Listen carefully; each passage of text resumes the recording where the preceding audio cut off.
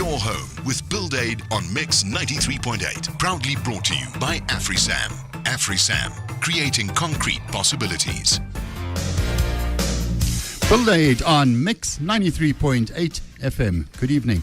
My name's Graham Alexander, and not on the desk this evening, Simon. He has a 25th wedding anniversary. Well done, guys. Inga is sitting in for Simon, and Kay's here looking after all of us. And tonight we're going to talk about a jewel that you may or may not have had some years ago. Free People's Concerts. Who went to one of them? Now, I was checking them out earlier, and I didn't know that they started as way back in 1972.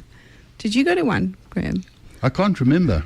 They were absolutely awesome. Usually at some venue at Wits University, which we can talk about, also an iconic building in Jersey, or an institution in Jersey.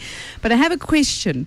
So if you were at a Free People's Concert in 1983, there was a band headed by James Phillips, who is also known as Benaldus Niemand, and they jumped on stage to play in place of the headline band Hotline, who didn't arrive. Do you know the name of James Phillips' band? I'm going to be chatting to Mohau Mphomela and Dave Marais, both from M.B.A. North, although Dave is a consultant with his own firm. We're going to be chatting about the M.B.A. with Mohau. We're also going to be talking about safety in transport with Dave, which is something different on the BuildAid Show, but it's a little bit about, can you carry people in a bakkie? We're also going to have a chat about taxis. So if you know which band we're talking about as well, send us an SMS on 41348. I'm chatting to Mohau Mphomela and Dave Marais. We're chatting Master Builders Association and safety in transport. Mohau, welcome back. Thank you very much, Graham, to you and to the listeners at home. Thank you. It's been a couple good of years back. Yes, since we've had a chat. We've had a number of topics with you, and good to be back. Thank you. Dave, welcome to you. Thank you, Graham. Nice to be here. We're going to chat through the M.B.A. stuff, then we're going to get to the transport, but we may cross over as we go. Mohau, it's been a couple of years since you took control of M.B.A. North as the CEO. What have been the highlights over the last couple of years? Graham, at the realm of my appointment, really, it was to, as you know, M.B.A. North, it comes from a history of having been predominantly seen as a mainly white contractor association. It's in existence now for almost 113 years. And I can safely say to you that we have made a lot of inroads on transformation. Transformation was on the forefront of my assignment to M.B.A. North. And I can definitely, as we chat later on, that is one of the highlights where we have, I can definitely say to you, we have more black contractors within M.B.A. North than white contractors. Although a lot of them are small in size, but we have definitely managed to recruit a whole number of black contractors out there within the M.B.A. ambit. That's good news. And I would guess, Mohau, attracting the smaller guys is a lot harder than attracting the big guys, because you've got to go out there and find them. True. Not only finding them, but as I said, there has been that perception that M.B.A. North would have been exclusively for white contractors only. That is not true. The doors have been open, and a lot of smaller contractors have been playing out on the periphery. Would like to get them to the mainstream, because anyone and everyone out there would like to associate with credible contractors that are known, that are participating within the mainstream construction. And even the banks, the insurances want to have dealings with credible contractors.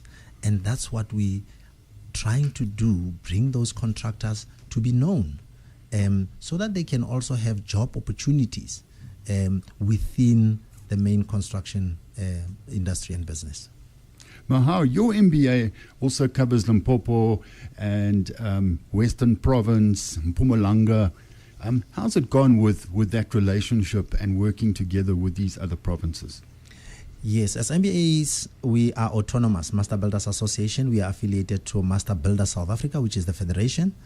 Our Master Builders Association North is looking after the northern provinces that you have mentioned of Limpopo, Mpumalanga, Northwest, and Gauteng. We are covering what we previously would have called the Transvaal Eastern Transvaal, Western Transvaal, and Northern Transvaal. We ideally would like to operate or establish satellite offices directly into the other 3 provinces outside of Gauteng.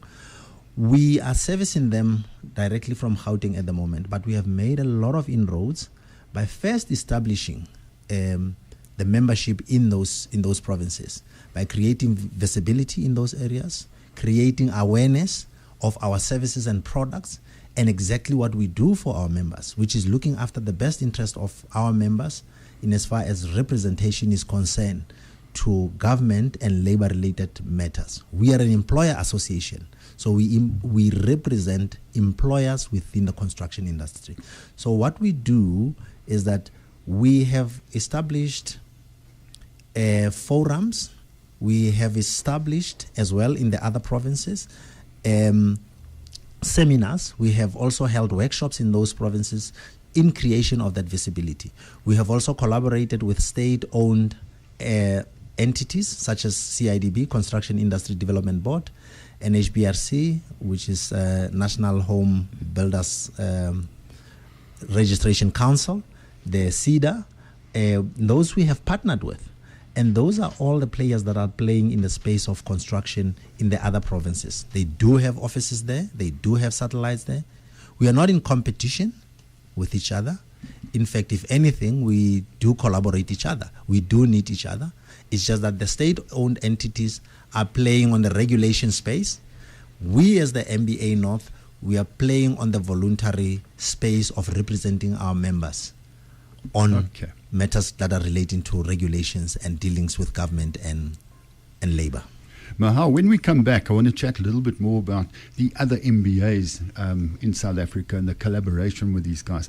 This is BuildAid on Mix. My name's Graham Alexander. I'm chatting to Dave Marais about safety in transport. Dave, when you look out there, sometimes you don't realize there's legislation by the way people drive and unroadworthy trucks and so on.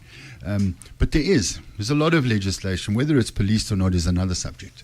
And your organization, along with an organization like M.B.A., are out there training people to get people and transport products and that around more safely. When it comes to vehicles transporting building materials, I would guess the concrete guys like our sponsor AfriSam and that are really responsible about their vehicles and how they get around. But you do bump into some vehicles that sometimes don't even have a brand on them, that are carrying sand and bricks and whatever, that are clearly not in terms of legislation. Just briefly, Dave, confirm that there is legislation out there. In fact, there's very new legislation. Graham, we say new, fairly new. It was implemented last year. It's called the consignor-consignee legislation. And for years they tried to get it in isolation promulgated, and they've now brought it in under Amendment 22 in the Road Traffic Regulations, which is very specific. I think the very important thing about this new legislation is responsibilities are now shared, where the operator previously was charged and the driver was charged. End of the story. Now it's different with the new legislation, where the consignor, who is the sender off of the product or the loader of the product, also shares the responsibilities. Now it's the responsibility of the transporter conveyor when it gets to the consignor site to show the profile of the vehicle and the assessment of it, the payload that can be carried, the maximum permissible load on the vehicle, and also the axles. And then it becomes the responsibility of the consignor to load it within that spec. And then leaving the premises, it's not finished, because now the transporter cannot add weight and have to protect the load from falling off the vehicle, getting wet, and obviously getting heavier, overloading in the vehicle. And when it gets to the consignee, which is the receiver of the goods, it will be weighed in. And if the vehicle is overloaded, they're not allowed to accept the vehicle. It's almost like accepting stolen goods. You're not allowed to do it. You cannot conclude the contract, is where the law is very specific. So it makes all three parties now responsible, and I think it'll be rooted out very soon. Okay. Well, the issue of taxis. We're listening to legislation, and we sort of around the building industry transporting people and materials. Taxis transport people as well, and in the construction industry. And you read in the newspapers and look around you and you wonder, is there the same kind of legislation in this industry? Is there strict legislation in the taxi business, Dave? Yes, there's very strict legislation, and as you've mentioned, if legislation is is applied consistently, that's always the question. The thing is the taxi industry, and we did a few projects in it. I think you need to understand the culture of a taxi driver. Roughly about 250,000 of them on the road. They operating a business unit, whether it's in the construction industry, whether it's in private business, and they have to make money and they have to make targets. So I'm not saying what they do is right or wrong. You driving down a main road and there's a passenger which is your client and you have to pick him up, and you miss the client. There's 49 taxis on your tail. It's going to pick him up and it's going to lead to rash actions. And sometimes maybe irrational action. But the thing is, we've been with taxis for many years now, and I think the aggressiveness around it has sort of subsided. So if you understand the taxi culture better, if you're going to get upset with every taxi driver and what they do, it's going to distract you from your driving task, going to distract your concentration, and you'll get yourself into trouble. Is roadworthy also a training issue? A vehicle, some of the taxi drivers don't own the vehicle. And a lot of drivers driving building materials set also don't own the vehicle. They arrive in the morning and they take this vehicle and it's unroadworthy. Where does it start? With education of the owners, possibly also the taxi driver, where he's saying, I'm not going to drive this thing? Yeah, look, if you look at Section 49 of the Road Traffic Act, there's very serious legislation with regards to the operators, which is the owners of the vehicles. And if you look at Chapter 5 and Psalms 107, 407, it's very specific on what vehicles should comply. We call it driver fitness and vehicle fitness. So, yes, the legislation is there.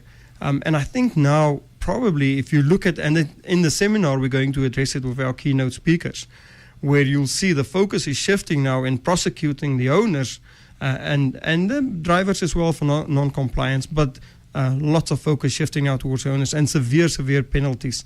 And I think that's how we'll probably solve this thing, is we're really going to apply 49 and their compliance or non-compliance and address the issue through that.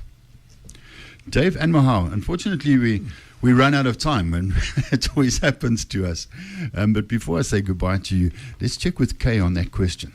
Well, the band we were looking for that was headed by James Phillips was the Cherry-Faced Lurchers. So if you're smacking yourself on the forehead because you couldn't remember it, there you go. But well done to everyone who got it right, including Graham, Jenny, Mandy and Len. Thanks to Ingo on the desk, Ian doing the videoing, and to Kay for looking after all of us. But more importantly, Mohau, thank you so much for coming to chat to us. Thank you very much, Graham. It's always a pleasure being here. And Dave, thank you so much for coming to chat to us. Graham, thanks, and please, our listeners, go to M.B.A. North's website. All the Wobblies, go and register for the seminar coming up on the 3rd of February. We address all these issues there. We've got very interesting keynote speakers. We don't have time here, but it's going to be very interesting. Fantastic. We do this every Wednesday between 6 and 7. Chat to you next week. Ciao. Your home with BuildAid on Mix brings you all sorts of interesting info about building. Graham Alexander chats to different guests every Wednesday evening between 6 and 7. Proudly brought to you by AfriSam. AfriSam, creating concrete possibilities.